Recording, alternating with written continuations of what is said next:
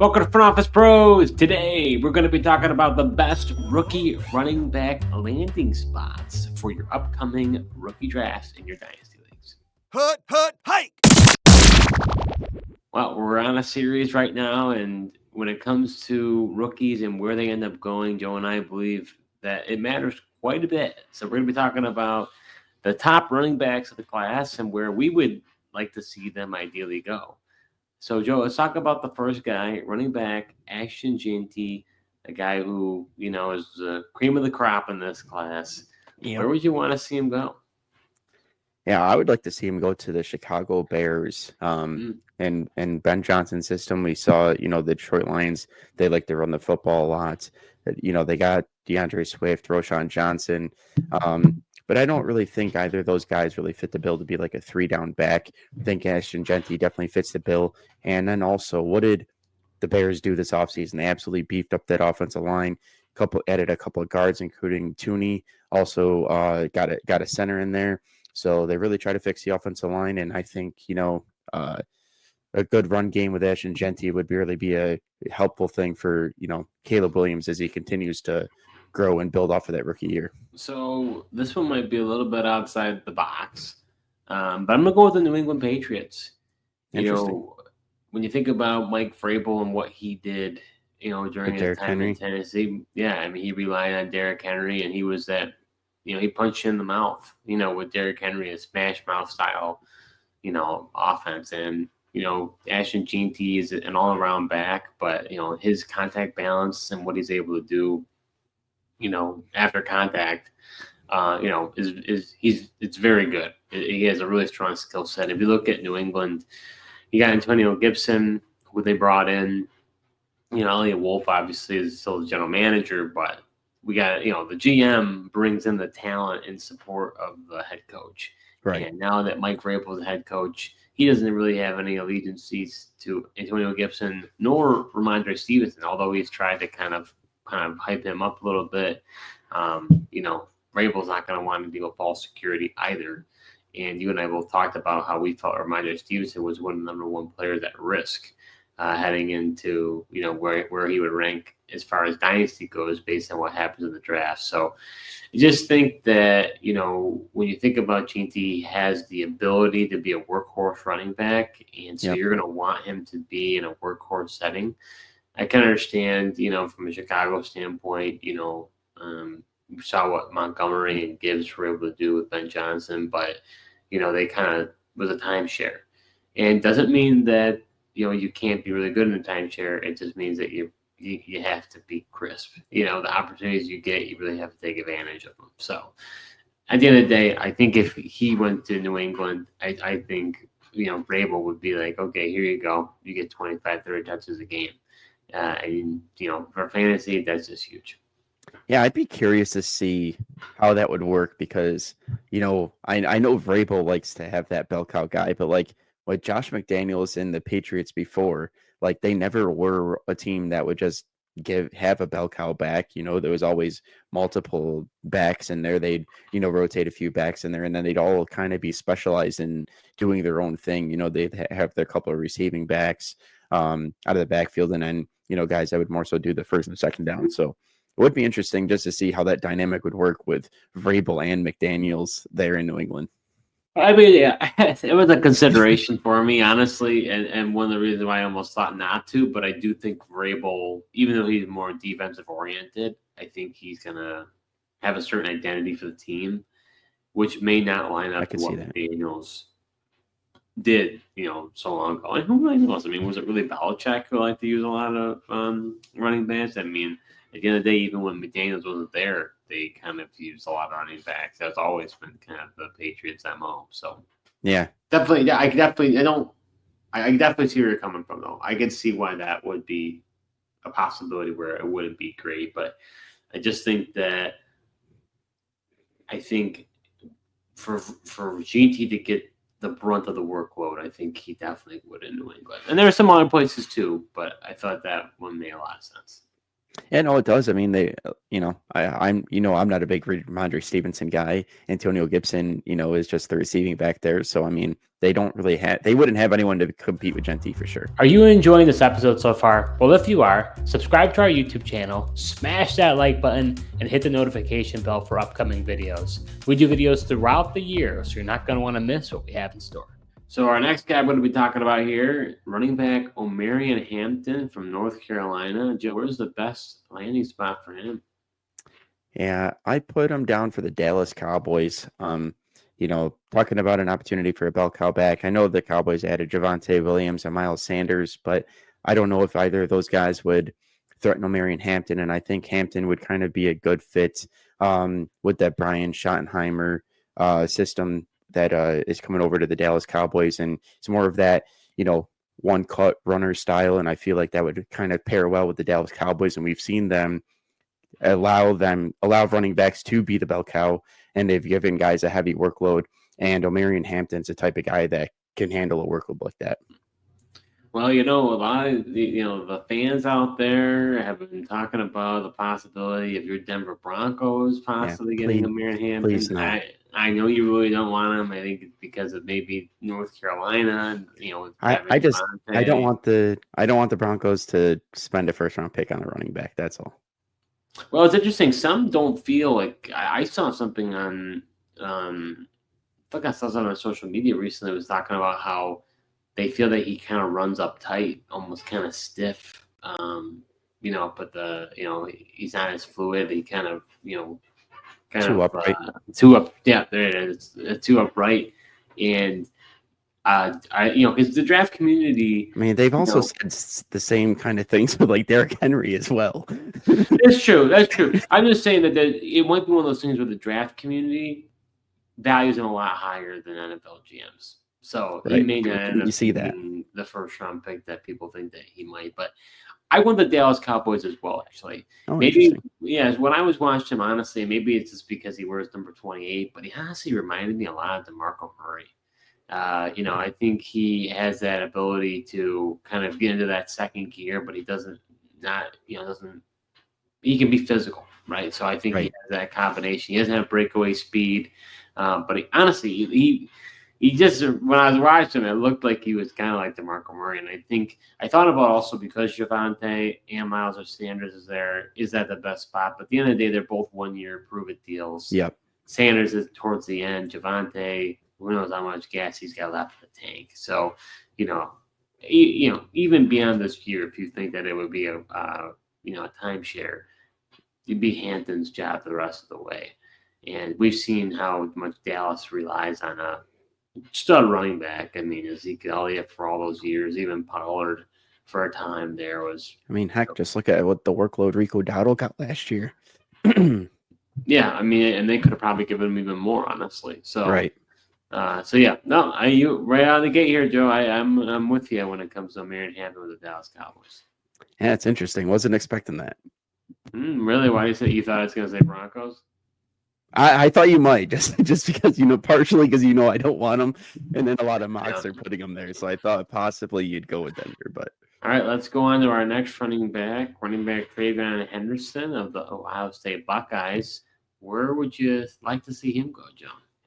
Yeah, well, speaking of my Denver Broncos, I'd like Treveyon Henderson to go to the Denver Broncos. I think, his just dynamic playmaking ability and his speed as well, and breakaway speed that he has. I really feel like that's something that Denver's really been lacking, is just that explosive playmaker at the running back position. And he's I know they have, McLaughlin's kind of been that guy. They got a big back in Estime already. I think Sean Payton does like him, and I would just be curious to see. Sean Payton keeps talking about jokers. I know Evan Ingram's potentially a joker. He's named him the Joker, but I'd just be curious. I think Treveyon Henderson's a guy that you can get out there, pair him up with a linebacker, and he'd be able to kind of beat the linebackers and be utilized in the passing game as well. So I'd just be interested to see how Sean Payton would deploy him and use him. So I was thinking about this one quite hard, and believe it or not, I also have the Denver Broncos for Treveyon Henderson. We did not compare notes before, so this is reacting in real time here. My reasoning for him was he has that breakaway speed. That's a completely new dimension to the offense that they don't have. Right. I don't think that, you mentioned McLaughlin, but it's not even close what Henderson's able to provide, in my opinion.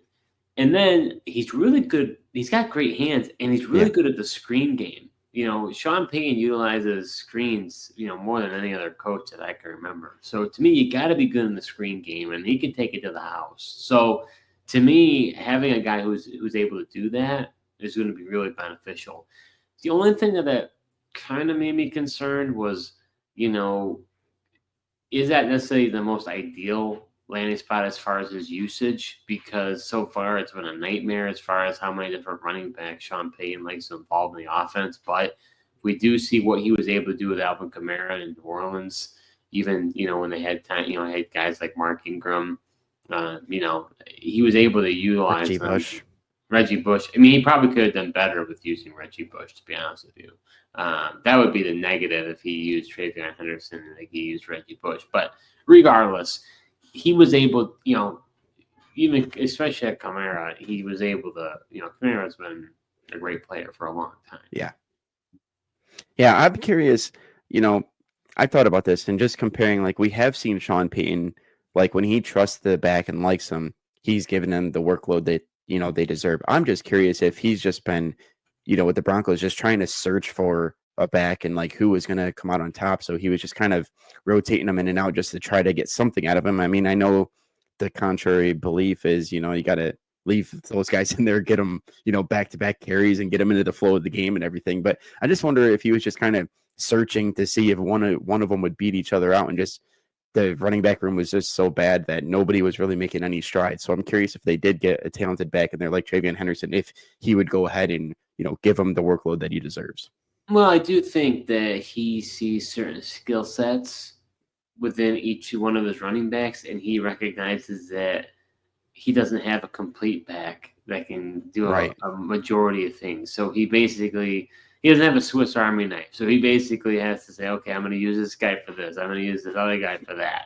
And he, and his play sheet, it's a mile long. So, depending on what he wants to do, and even just as a decoy of what the teams are expecting, he's got to keep rotating. So,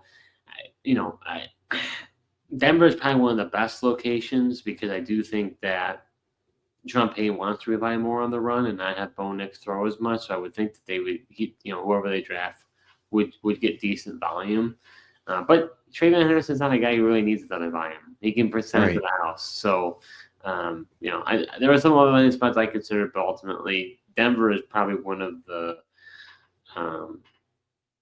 places that a running back can go. Denver's definitely one of the best places that someone could go, just based on opportunity, because it's a huge void. Yeah. Yeah. And I mean, it's something that even in the NFL meetings here, Sean Payton and George Payton have come out and said that they're going to draft a running back. I mean, George Payton said he loves the deep draft class in rounds 2 through 6. He could see themselves drafting one. So we'll see what happens. And, the other thing you don't have to fear is whoever they draft is going to be way better than the running backs on their roster. So you wouldn't really have to worry about that too much. Unless they feel Audric Estime is going to be more involved than we think. I mean, he was drafted last year. He's a bruiser. So now you could use him as a bruiser and Henderson as a breakaway guy. Change of pace, yeah. Yeah, so, but we'll see. I mean, I'd like to think if they do draft somebody high, that person, Estime might just be a burned pick at the end of the day. Yeah, at the end of the day, they didn't spend huge draft capital on Audric Estime, so it's not like they, owe him the opportunity and the touches. All right, so let's go over to our next guy, running back Quinshon Judkins, also the Buckeyes, Joe. What's an ideal landing spot for him, in your opinion?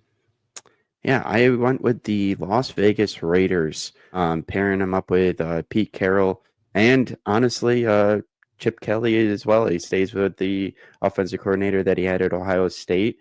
You just know that, Pete Carroll really likes to rely on the run. You saw what guys like Marshawn Lynch was able to do with him, and he's one of those old school head coaches, like you mentioned with Mike Vrabel. They're just run first, and that's their culture. They got Geno Smith at quarterback, who, if you want him off the play action, you don't want him passing a ton, especially with the limited receiving options that the Raiders have.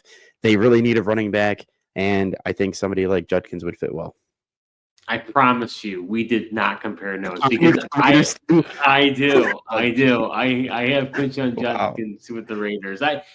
similar reasoning behind you. I mean, you saw Marshawn Lynch, what Pete Carroll did with that team. With when Lynch was a guy, and you look at Judkins, he's not maybe as physical as Marshawn Lynch, but he's a thumper. But he's also got some elusiveness. He's able to kind of he reminds me a little bit of Josh Jacobs, honestly, but maybe a little bit more shiftier than Josh Jacobs.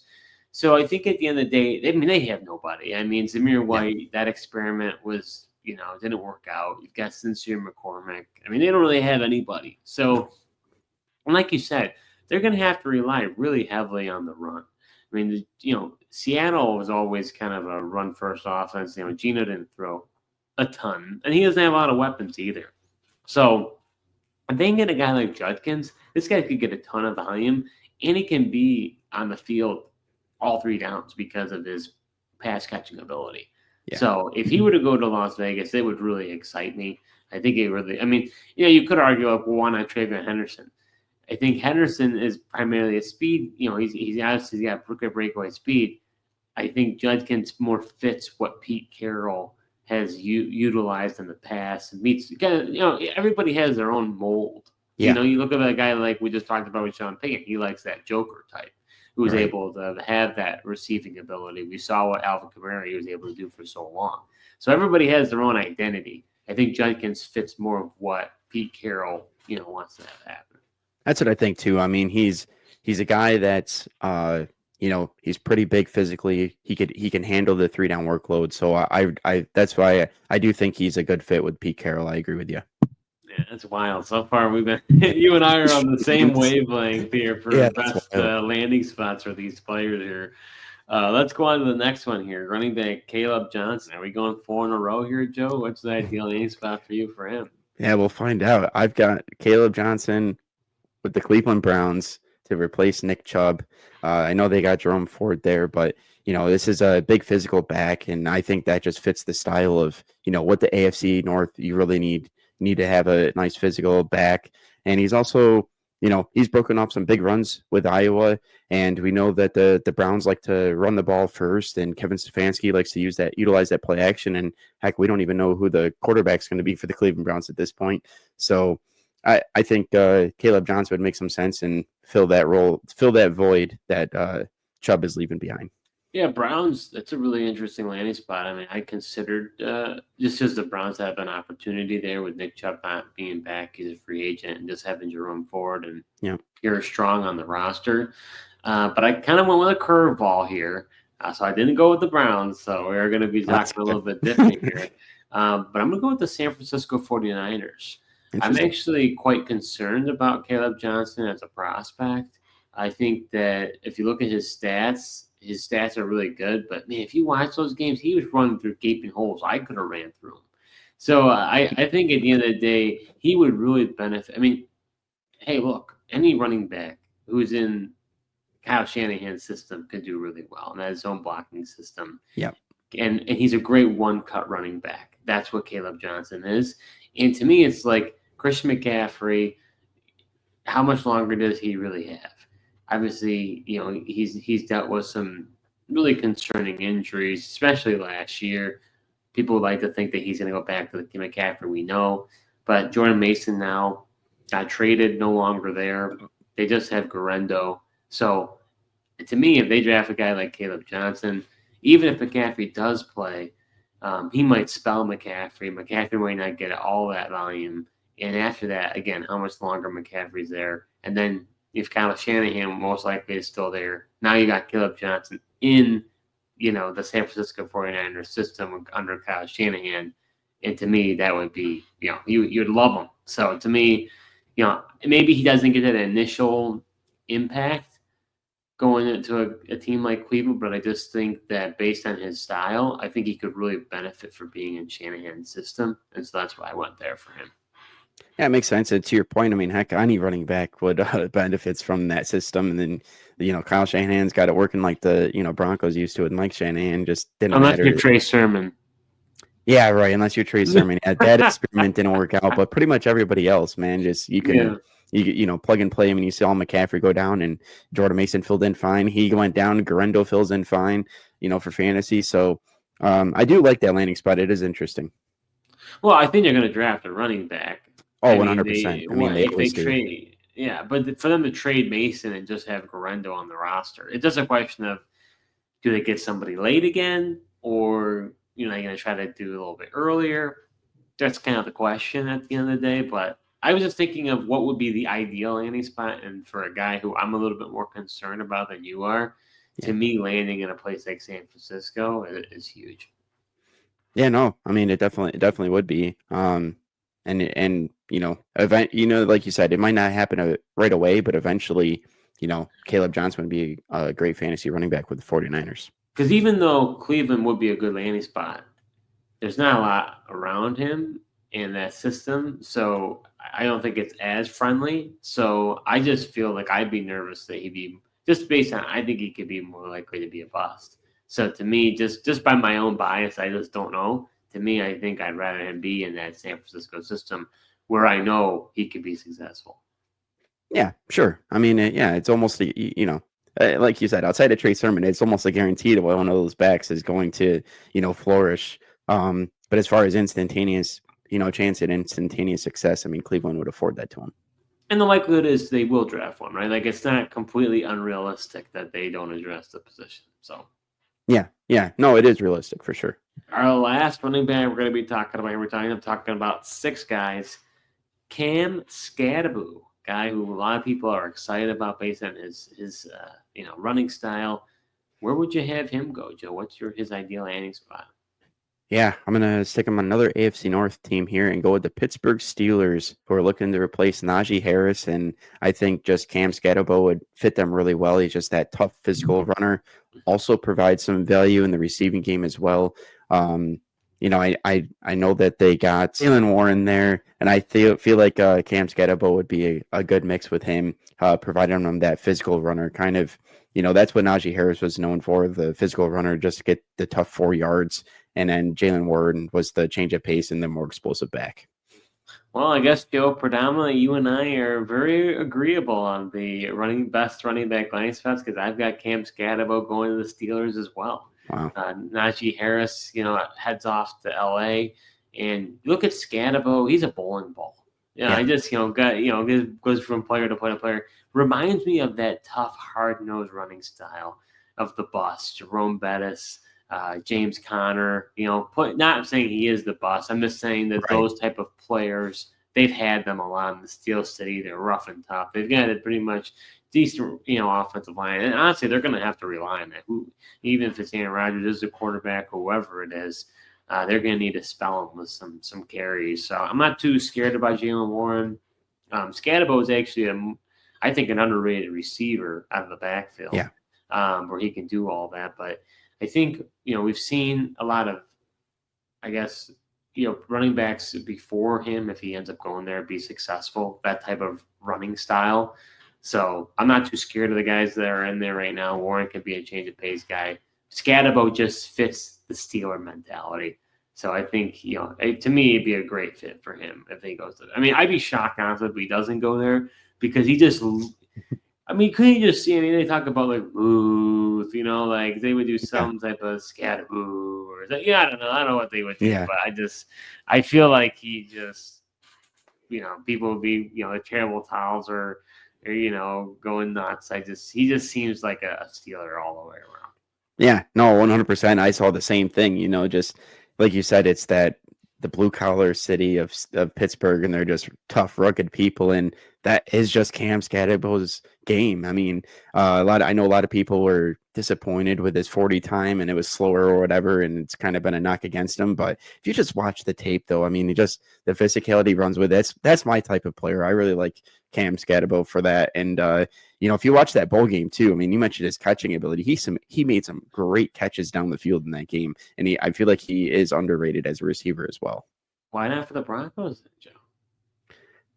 I just don't think, as much as I would like a player like that, I just don't know if Sean Payton would want a guy like Cam Skattebo, where I think, more of a guy like Treveyon Henderson probably more fits his bill. So that does it for the best rookie running back landing spots in your upcoming rookie drafts in Dynasty Fantasy Football. It seems like Joe and I, you and I've got a lot of symmetry here, Wasn't thinking expecting that. similar ways. No, I know we did the quarterback episode We recently. only had one with the QBs, so Right, 1 out of 6. This time we were 4 out of 6.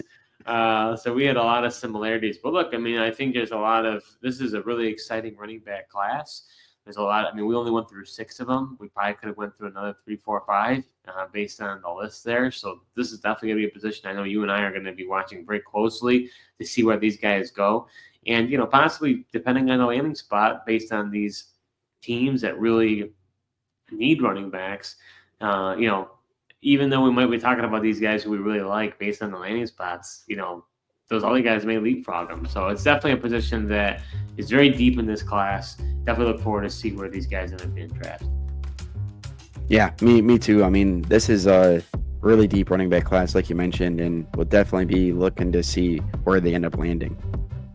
So that does it for this episode. Thank you so much for tuning in, and until next time.